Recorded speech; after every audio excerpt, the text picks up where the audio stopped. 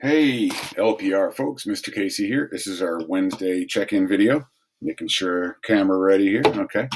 Um, First things first, reminder to read the story Running the Table over the weekend, the Frank Conroy story I gave you, and have the reading questions that I posted on Classroom filled out, and not just filled out thoughtfully in a way that you will be ready to talk about when you get to class. You'll be have digested the story and be full of questions and responses and things like that. Okay, so read Running the Table. Also, I want to just revisit quickly the rhetorical situation that we talked about yesterday. I've got my little notebook here so I can pull it up and you can look closely. It's just like what we had on the board yesterday.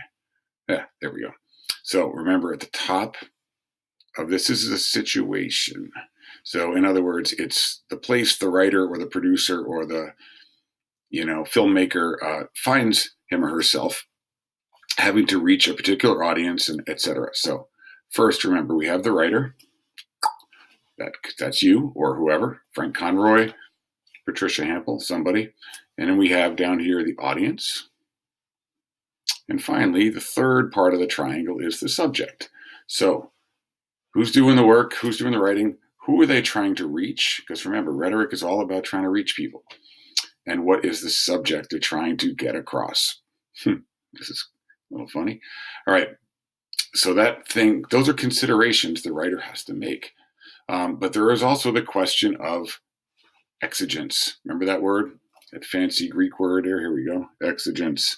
And that is the why. That is the issue that the author is being pushed by. That's the issue the author's trying to figure out. It's a problem that you need to really think about. You got to be precise. What is the exact exegesis here? Is it you don't want to if the writer picks the wrong problem or the writer addresses the wrong problem, it can really mess up and really limit their rhetoric. The other issue, let's use this hand. Purpose. What does the writer hope to achieve? It's different than the problem.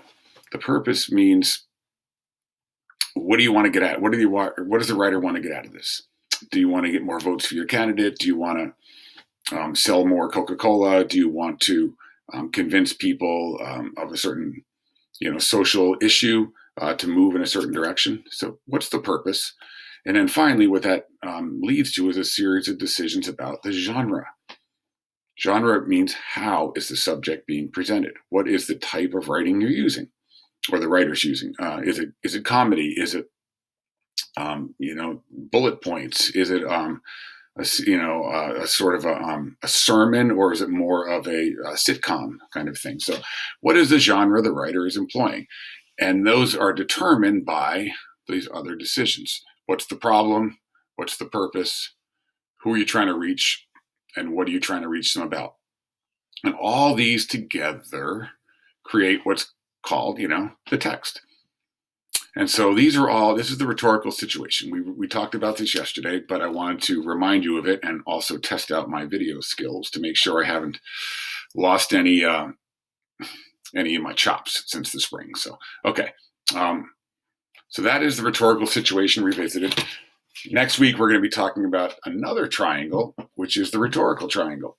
And the rhetorical triangle, I'll get to, but that has to do with the methods of persuasion that are used by a particular author or filmmaker or whoever. And we'll get into what that means. So I wanted to revisit that with you. I'm running low on time here, but good luck reading Running the Table.